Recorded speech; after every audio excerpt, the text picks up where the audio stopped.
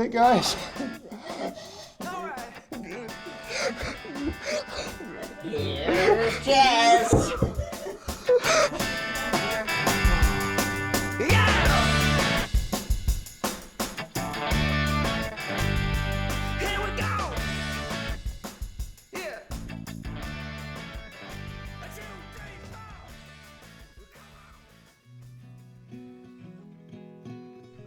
Okay, we're all good? How are you feeling, Izzy? Good, yeah. This is the strangest interview I've ever given. I don't think it's my strangest interview. I still think The Shining is like interviewing through a door. Through a door that you've just broken is quite, yeah, that's probably the one for me so far in. Okay, so first question for everyone. We're here today in a recreation of the film The Exorcist. Could you talk a little bit about what The Exorcist means to you? I remember, and we were talking about this before we started rolling, I remember as a kid, The Exorcist was set up as this absolutely petrifying movie, and I didn't see it until I was quite a bit older. And I remember thinking, because I grew up in a very religious household, and I first watched it, and I was like, this is all just a bit silly.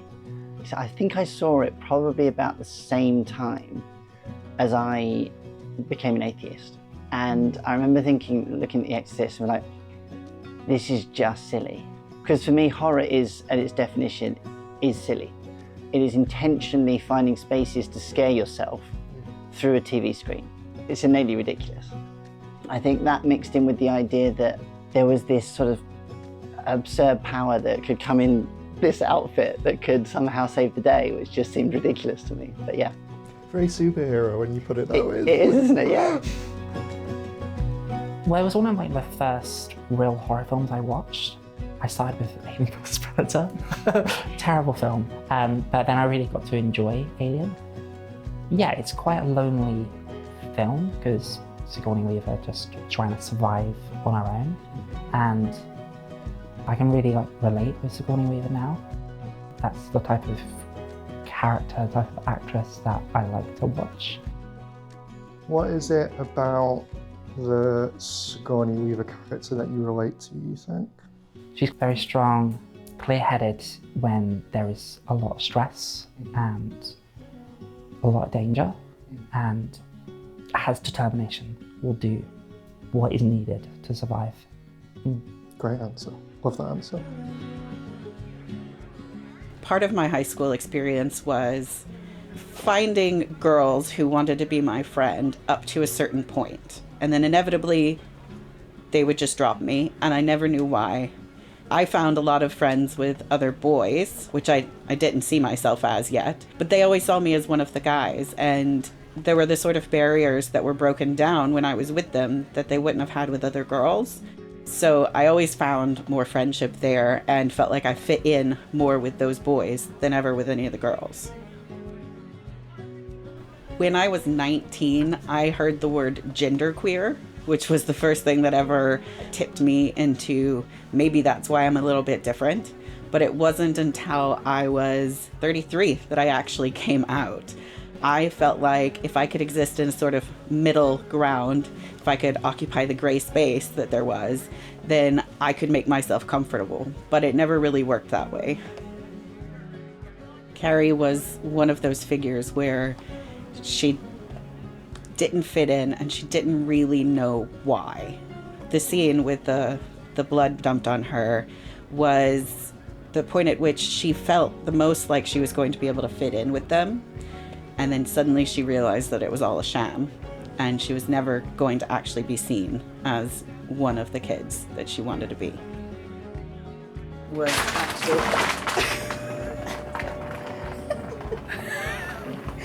Oh my God.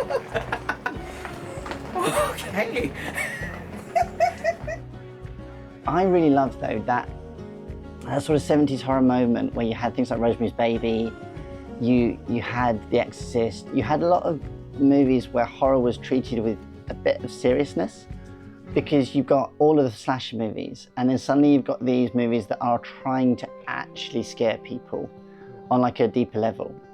Whether they do or not is another matter, but it's interesting, I think, as horror shifts from the ridiculous to trying to be serious and back again. And you're out the end of the Hammer horror moment, you're into this space of seriousness, and then cut to the 80s and we're killing teenagers by the dozen in sort of slash movies again. So it's sort of, yeah, I think that's quite interesting. You know, guys come up to you, they can stop you, ask you for your number, and then sometimes you feel like, oh gosh, if I don't get my number, it could turn nasty. And I do get quite a lot of guys that just think that they can just touch you or inappropriately, you know, say things to you that they wouldn't say to a normal cis woman, which I can find quite a challenge as well, because it's like sometimes we get treated like a third-class citizen in so many different ways that it can be really off-putting as well. And I'm not a piece of meat, I actually respect myself. And trans people are not just about one thing, we're about so many different things. And I think, you know, by doing these documentaries and being in different places and showing people that we've got talents and we can do many different things, because we're often sexualised or objectified. And I'd like to see that change. The Blair Witch Project, to me, it's that more realistic experience of humanity, like in the unknown, and seeing and hearing and sensorily seeing things and feeling things in the world that might not be there, might not be comprehensible, and that kind of raw nature of not knowing what is out there, what is going to happen throughout the night. Not knowing what may happen in the future, whether that be in the next hour, in the next day, or in years to come. And that almost like unites us as humans, I guess, in that wanting to understand, wanting to know more about the world, but never being able to come to that realization. And unfortunately, due to a lot of negative stuff that happens in the world, it means that people can be scared of that unknown. Salem's Lot is a film that I watched when I was a child, when I was surrounded by my family units. And as I've grown up, the fear that I used to feel at that movie is the sadness and fear at the loneliness and the thought of living the rest of my life without any contact with my family, feeling sad, feeling rejected, feeling alone. I hadn't seen Salem's Lot prior to working on this film and working with you here. The town has a big secret that, you know, they all keep amongst themselves but keep away from people on the outside. Is there maybe a suggestion that there's a parallel with your own life in that respect? Very, very much so. I think that my transsexualness, my transgenderism, however you want to term it, was always there.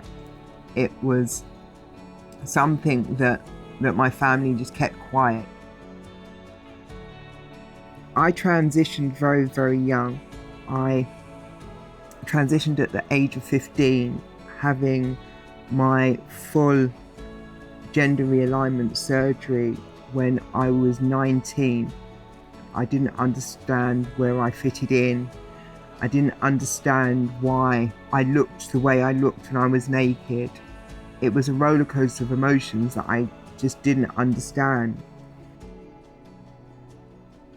I would find shoes that belonged to relatives, and at bedtime I'd be upstairs in my bedroom and I'd have my high heels on and I'd find lipstick from somewhere.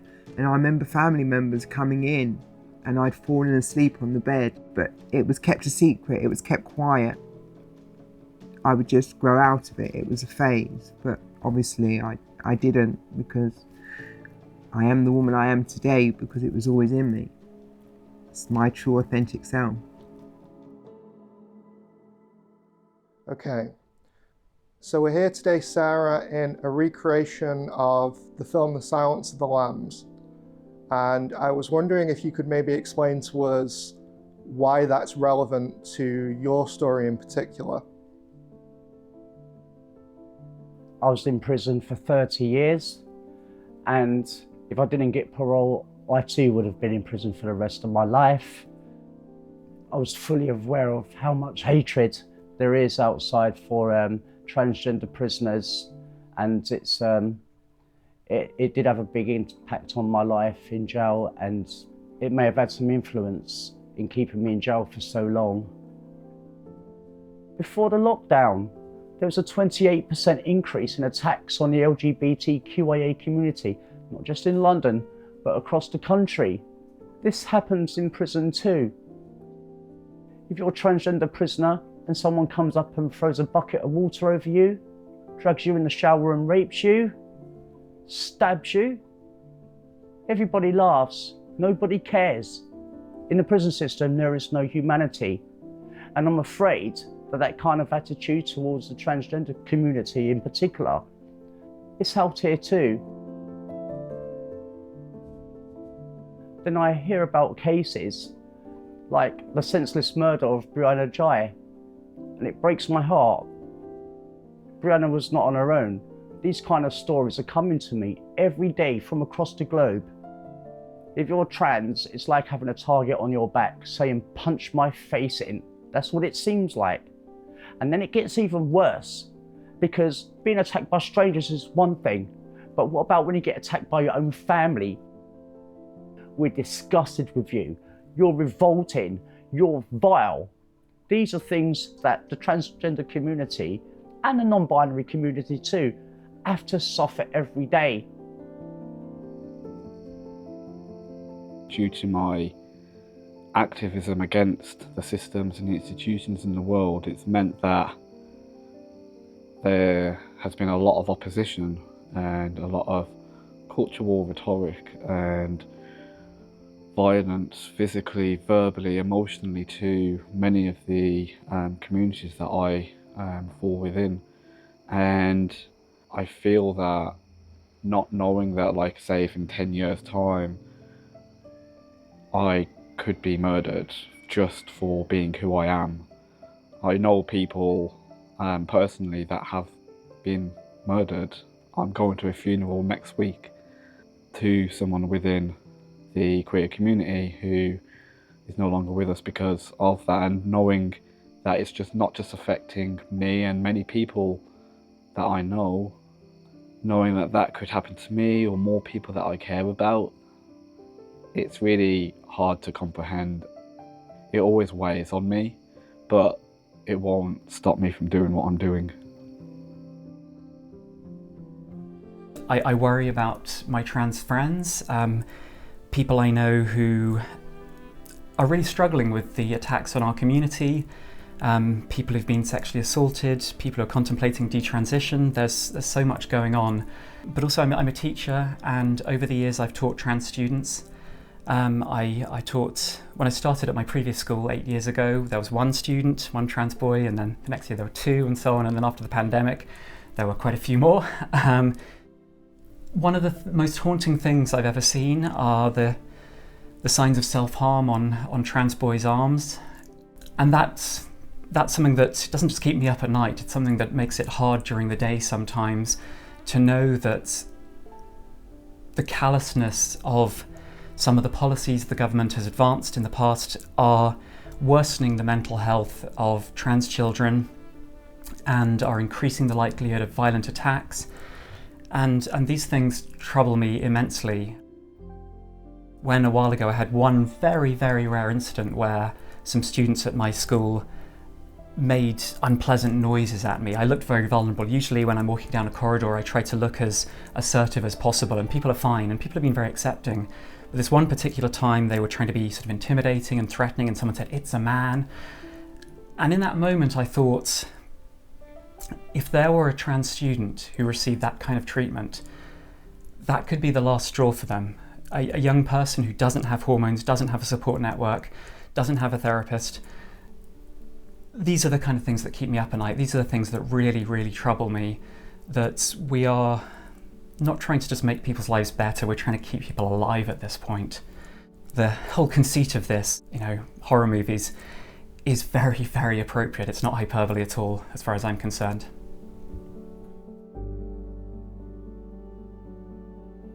At the moment, we're the only community that can be demonized, and nobody seems to care.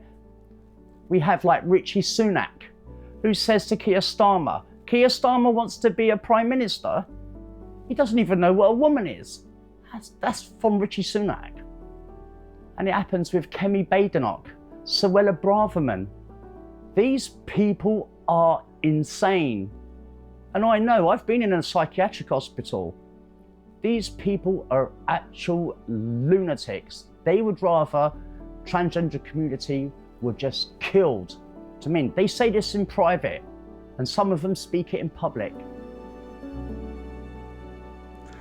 I suppose the question of the hour would be, in relation to your trans identity, what keeps you up at night? The main one is honestly J.K. Rowling. I think there's threefold for why. One is how much Harry Potter means to me and has meant to me growing up. Number two is how much it means to the people around me. And number three is just the way that the world reacts to her, and the praise that they give her, and the, I want to say, acceptance that they give her and her ridiculous ideas. It really gets to me. I think there are a lot of allies in the LGBTQ+ community who maybe give her a little bit of a pass because of how much they love those works, and maybe don't fully appreciate how far in the paint she's gotten. Very ironic to say that with a face full of oil-based makeup.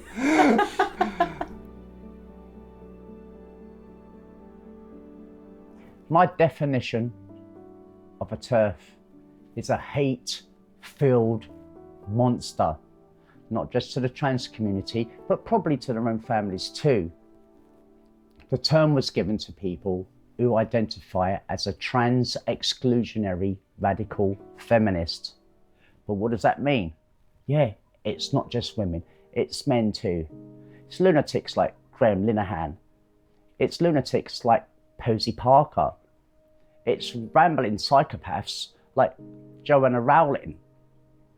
These people with privilege, these people with power, these people with lots of followers across social media. Can I just speak freely? Please do. When I have to sit at home, when I have to go to meetings, when I have to go to memorials, because another trans kid has been killed or has committed suicide, because the fucking pressure which is put on people, it is unfair.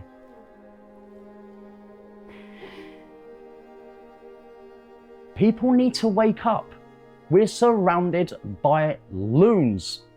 But these people, they think they're normal. They think they speak for the people. They think they speak for British people, but they don't. My experience of British people is that we are kind, we are generous, we are thoughtful, we're forgiving, and we are compassionate. But we have a noisy minority who will not shut up, and they will not surrender political power. You are on the front lines, in a roundabout sense of the word, as far as dealing with this issue in particular. Are there changes that you would like to see happen to help make that fight a little bit easier? Sure, absolutely. The new RSC guidance on relationships and sexual education has been described as the new Section 28 by many people, and if that were to come through, it would put a trans or even more so a non-binary person in the classroom in a really difficult position. You could be accused of spreading ideology just by sharing your pronouns.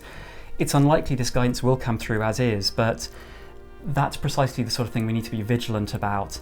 These attempts to discredit trans students and trans people generally, to imply that our existence somehow spreads ideology and to frame all young people as gender questioning, when they're not questioning, they know, they're pretty clear. They're still exploring in terms of how they're going to present, but by the time you've told your first person, you've been thinking about this for years often, and this idea of discrediting trans people is all part of the process of trying to erase us. I don't know what it is to be a woman. I don't. I care about my friends, I care about my community, and I also care about my enemies, which might seem quite odd. But I consider that now that I've grown up and matured, especially after the time in prison, that I have a more forgiving nature. I don't know what I want from life. I don't have any fixed concrete plans. Like most people outside, I'm winging it. I'm trying to do the best I can with what I got.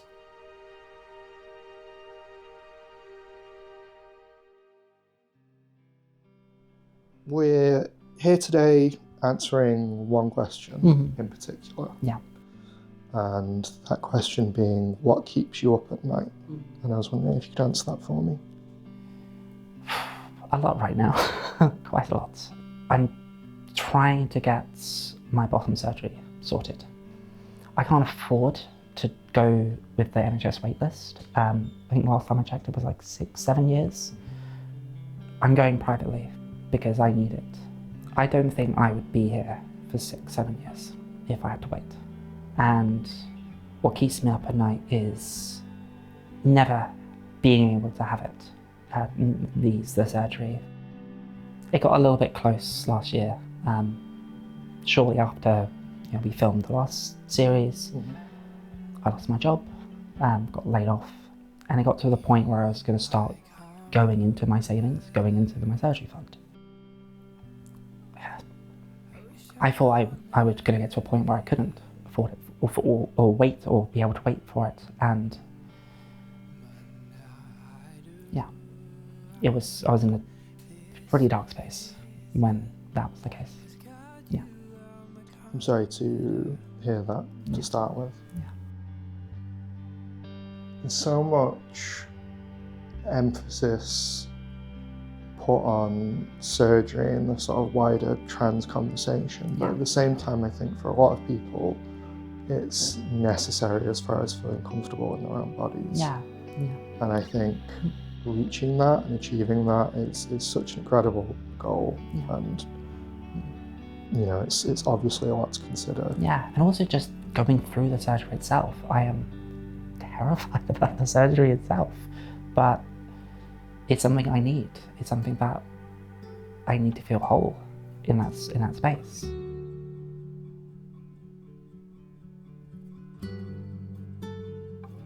I think what keeps me up at night is how thin the line is between order and chaos. Particularly as a trans person, how fragile a sense of order can be. When I first started HRT, it was life-changing for me, absolutely life-changing. And every time I go in to get my prescription, a little part of me sits there and panics for the whole time before it's confirmed, because who knows, maybe it disappears, maybe you lose that access. And then you look at things like the gas review and you think, well, how close are we to actually fucking chaos? I've got, can I swear? Yeah, okay, cool, fuck's sake. I think that line is so fragile.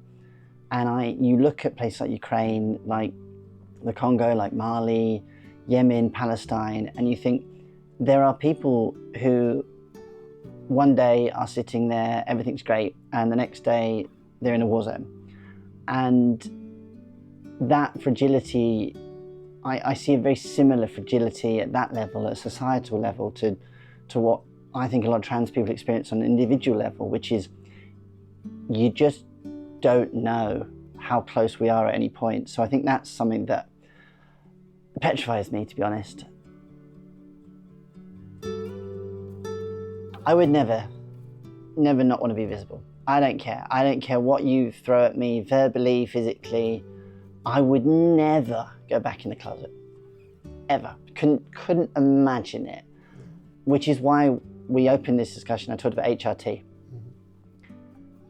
The idea of not being me and not being me on a chemical level scares the living shit out of me, because I know how much better life is now I have the right hormones in my body. That privilege to be yourself. And God, I wish more cis people realized how much of a privilege that is. It's a gift, and it's a gift I would never let go of.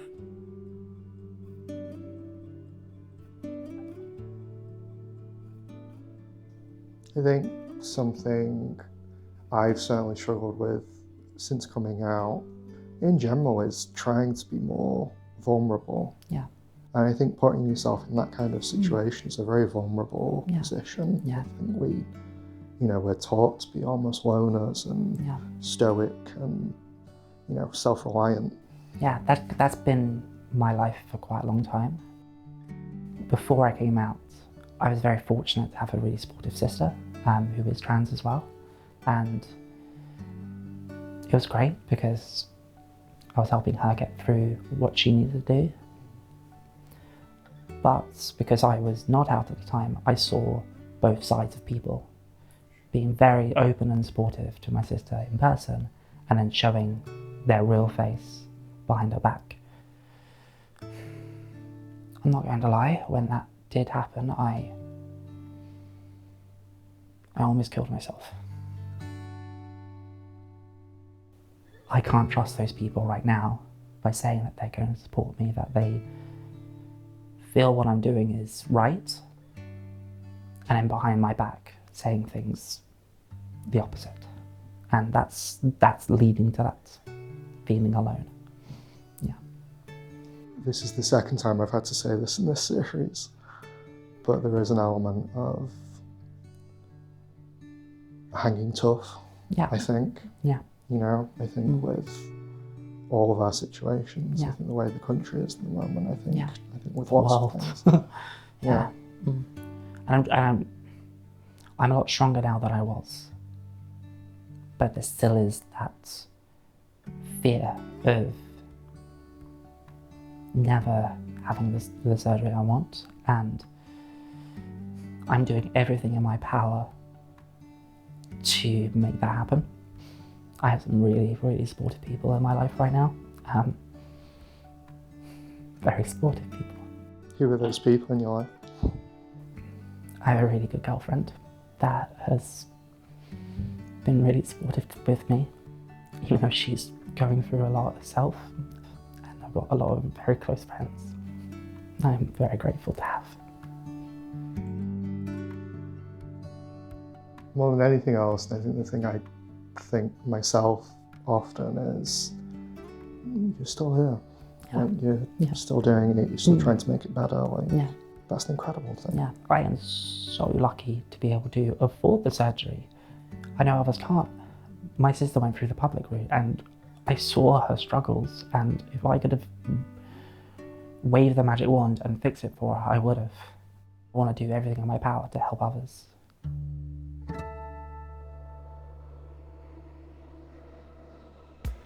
The question I've been finishing on for these interviews is, are you able to empathise with those characters a little bit more? But I think that question is really for me than it is for you in this scenario.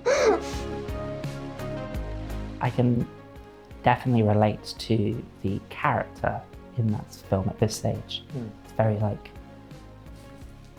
almost like the end, you can feel it happening and you don't know that it's happening, and then just the alien burst out and then that's it. I feel like maybe part of it is so much the feeling that something is coming, so she felt like something was coming, and for her that was the acceptance, the love that she thought that she was experiencing. It was an experience of standing here and feeling like I know what's coming, but I don't know when. It was a real moment for me, I think. I think the genuine terror in The Exorcist is one of control. And if you remove all the religious rubbish, what you're left with is a scared child who doesn't have control of their body. That feels like a very, very powerful analogy. Going through what we go through gives us an awful amount of empathy and understanding, because it can be a real challenge and there's always ups and downs. So what doesn't kill you makes you stronger, and I think we're definitely a lot stronger. Whatever you choose to be, whoever you want to be, we should be allowed to be our true authentic selves without fear of persecution, without fear of rejection. We may not all follow the same lifestyles, but we are all human. In the name of humanity, just be humane towards the trans and LGBTQIA community. Oh, if I am ever institutionalised, I'm going to need stronger biceps. That's all right, they put them down by your hands that way. Oh my god.